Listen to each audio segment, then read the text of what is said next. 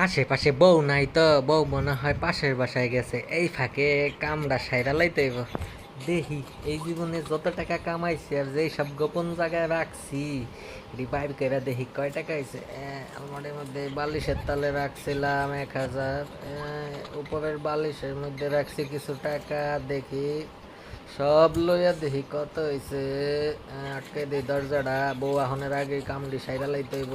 এই জুতার তলে মোজার ভিতরে রাখছিলাম 1,000 টাকা।